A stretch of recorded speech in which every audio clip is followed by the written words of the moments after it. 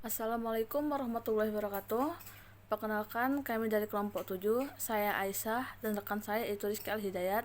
Di sini kami akan memaparkan teori tentang mikrokontroler yang kami ketahui, di mana ini merupakan tugas pertama dari mata kuliah teknik antarmuka mikrokontroler.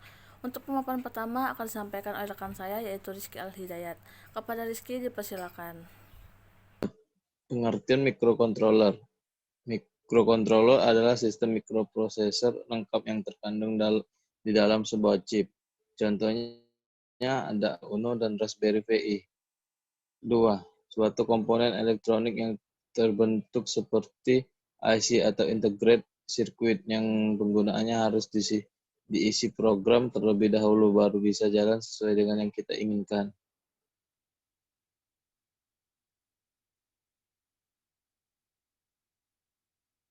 Perbedaan mikroprosesor dan mikrokontroler. Pertama, mikroprosesor. Sebuah chip yang terdiri atas prosesor. 2. Membutuhkan komponen lain atau chip yang lain untuk membentuk sebuah sistem kerja. 3. Lebih fleksibel. Kalau controller, 1. Sebuah chip yang terdiri atas banyak komponen seperti prosesor, memori, dan input atau output. Kedua, kurang fleksibel. Ketiga, kurang kuat.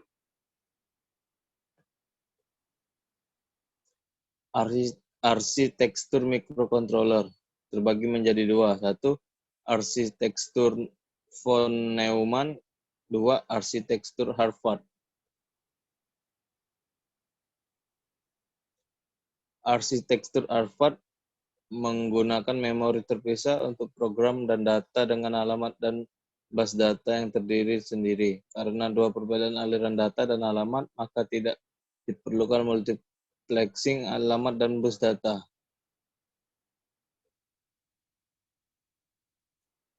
Arsitektur Harvard secara teknis terbagi menjadi dua. 1. Redux Instruction Set Computer atau disingkat RISC. Instruksi terbatas tapi memiliki fasilitas yang lebih banyak. Kedua, Complex Instruction Set Computer CISC. Instruksi bisa dikatakan lebih lengkap tapi dengan fasilitas secukupnya. Arsitektur non-Neumann ialah program dan data dibagi pada ruang memori yang sama. Arsitektur von Neumann menyediakan fitur penyimpanan dan modifikasi secara mudah. Jenis mikrokontroler. 1. Keluarga MCS51. Mikrokontroler ini termasuk dalam keluarga mikrokontroler CISC. Sebagian besar instruksinya dieksekusi dalam 12 siklus clock. 2. AVR. Mikrokontroler AVR atau kepanjangan dari Alp and Vanguard RISC. Proses merupakan mikrokontroler RISC 8 bit.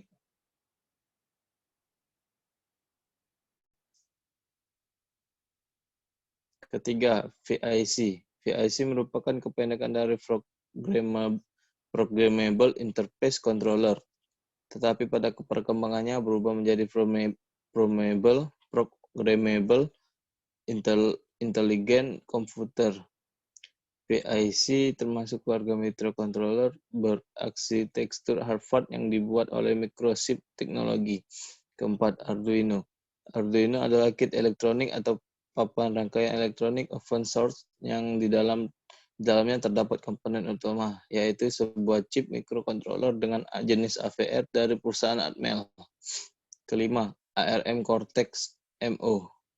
ARM merupakan singkatan dari Advanced Read Machine. Sebelumnya lebih dikenal dengan kepanjangan Acorn Read Machine. Materi selanjutnya akan disampaikan oleh teman saya, Aisyah. Baiklah, di sini saya akan melanjutkan pemaparan dari Rizky Al-Hidayat, yaitu hal-hal yang mengenai mikrokontroler. Yang pertama itu teknik fabrikasi. CMOS atau Complementary Metal Oxide Semiconductor, yaitu mikrokontroler CMOS itu memerlukan daya yang lebih rendah, memungkinkan untuk dioperasikan menggunakan baterai. Chip CMOS juga memungkinkan dioperasikan pada fully atau mendekati fully static. CMOS juga lebih tahan terhadap noise. Yang kedua yaitu instruksi. Instruksi terbagi menjadi dua, yaitu CIS dan RISC. CIS yaitu Complete Instruction Set Computer, yang memiliki lebih dari 80 instruksi. Adanya instruksi yang bekerja seperti sebuah makro, sehingga memungkinkan untuk menggunakan sebuah instruksi menggantikan beberapa instruksi sederhana lainnya. Yang kedua yaitu RISC, yaitu Reduced Instruction Set Computer. RISC ini itu lebih sedikit instruksinya dibanding dengan CIS tadi. Keuntungan dari RISC itu yaitu pertama, desain itu sederhana, chip yang lebih kecil, jumlah pin sedikit, dan sangat sedikit mengkonsumsi daya. Memori. Adapun beberapa bagian dari memori yaitu pertama EEPROM, flash, baterai, backup static RAM, file programming, dan OTP atau one time programmable. EEPROM ini digunakan untuk menyimpan sejumlah kecil parameter yang dapat berubah dari waktu ke waktu. Lalu adapun flash. Flash ini bekerja lebih cepat dan dapat dihapus atau ditulis lebih sering dibandingkan EEPROM. Lalu ada baterai backup static RAM. Kapasitas yang besar untuk program dan data. Sangat cepat dan tidak terdapat keterbatasan untuk baca dan tulis. Lalu file programming menggunakan memori non-volatile untuk menyimpan program akan memungkinkan mikrokontroler tersebut untuk diprogram di tempat. OTP atau on-time programmable. Mikrokontroler OTP adalah mikrokontroler yang hanya dapat diprogram satu kali saja. Adapun input dan output, di mana pada input dan output ini ada UART, UZAR, SPI, SC, I2C bus, dan analog to digital converters, dan DA dan komparator. Di mana pada UART atau Universal Asynchronous Receiver Transmitter itu adalah adapter serial port adapter untuk komunikasi serial asinkron. UZART yaitu Universal Synchronous Receiver Transmitter. Ini merupakan adapter serial port untuk komunikasi serial sinkron dan asinkron. Komunikasi serial sinkron tidak memerlukan start atau stop bit dan dapat beroperasi pada klik yang lebih tinggi dibanding asinkron. SPI atau Serial Peripheral Interface itu merupakan port komunikasi serial sinkron. Lalu ada SCI atau Serial Communication Interface. Ini merupakan Aside UART yang tadi sebelumnya. Lalu itu I2C atau Inter Integrated Switch Bus. Ini merupakan antarmuka serial 2 kawat yang dikembangkan untuk aplikasi 8 bit, berfungsi sebagai antarmuka jaringan multimaster, multislab, dan deteksi tabrakan data. Lalu ada analog to digital conversion. Fungsi di sini adalah merubah besaran analog, base tegangan, ke bilangan digital. Lalu ada DA atau digital to analog conversion. Fungsi DAC adalah merupakan besaran digital ke besaran analog. Komparator. Komparator ini bekerja seperti IC. Komparator biasa tetapi sinyal input atau outputnya terpasang pada bus mikrokontroler. Lalu interupsi. Interupsi merupakan metode yang efisien bagi mikrokontroler untuk memproses peripheralnya. Mikrokontroler hanya bekerja memproses peripheral tersebut hanya pada saat terdapat data di peripheral tersebut. Adapun macam-macam dari interupsi, yang pertama itu maskable interrupt, yang kedua itu method interrupt. Maskable interrupt itu dengan kita dapat bebas memilih untuk menggunakan satu atau lebih interupsi. Keuntungan ini yaitu kita dapat mematikan interupsi pada saat mikrokontroler sedang melakukan proses yang kritis, sehingga interupsi yang datang akan diabaikan. Lalu yang kedua yaitu factored interrupt. Pada saat terjadi interupsi handle secara otomatis akan memindahkan program pada alamat tertentu yang telah ditentukan sesuai dengan jenis interupsi yang terjadi. Lalu adapun mikrokontroler yang populer itu yaitu pertama itu 801, 6805, PIC, Z8, dan ada pun juga yang terkenal sekarang itu Arduino Uno. Pada 8051 Intel itu memori untuk program bisa dialamatkan hingga 80 KB. Memori bawah itu 4K, 8K, atau 16K, tergantung sama tipe-tipe tersebut. dan itu juga terletak di chipnya. Mikrokontrol 8051 ini memiliki 180 byte memori internal ditambah beberapa register. Juga bisa mengalami hingga 64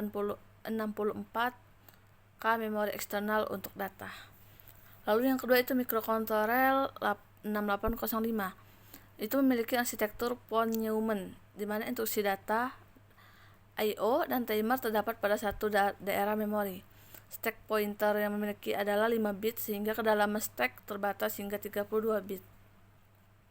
Pitch merupakan mikrokontroler RISC yang pertama. Pada umumnya RISC mengakibatkan kesederhanaan rancangan, hanya memiliki sedikit instruksi, yaitu 33 instruksi hingga 106C5Z.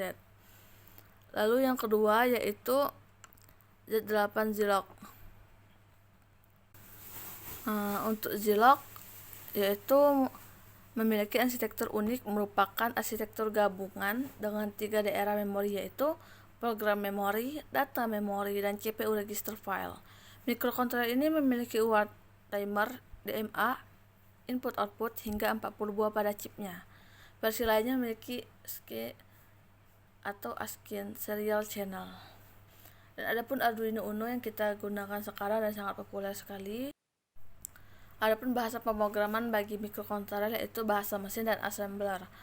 Bahasa mesin adalah satu-satunya bahasa yang dimengerti oleh mikrokontroler. Bahasa ini tidak mudah untuk dimengerti oleh manusia. Bahasa assembly adalah suatu bentuk bahasa mesin yang bisa dimengerti oleh manusia. Pemrograman dengan menggunakan bahasa assembly atau mesin menghasilkan program yang kecil dan cepat. Adapun bagian dari itu yaitu pertama compiler.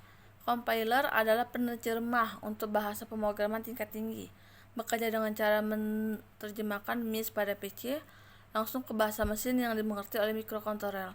Salah satu compiler yang banyak digunakan saat ini yaitu adalah bahasa C. Alat bantu perkembangan itu simulator, debug recite, dan emulator. Simulator yaitu fungsi simulator mensimulasikan atau menirukan kerja mikrokontroler pada PC. Langkah-langkah yang dikerjakan serta apa yang terjadi ketika program dijalankan dapat diamati di layar TV, di layar PC. Debug recite menjalankan program di mikrokontroler itu sendiri dan pada saat bersamaan menampilkan hasilnya pada komputer induknya atau PC. Lalu emulator. Emulator adalah peralatan yang bekerja dengan berupa berpura-pura sebagai mikrokontroler dan pada saat bersamaan dia mengambil informasi untuk ditampilkan. Mungkin itu saja yang bisa kami sampaikan. Lebih dan kurang kami mohon maaf, kepada Allah kami mohon ampun. Semoga pemaparan ini sangat bermanfaat dan maaf sekali jika ada kesalahan kata ataupun yang tidak dimengerti. Kami akhiri. Wassalamualaikum warahmatullahi wabarakatuh.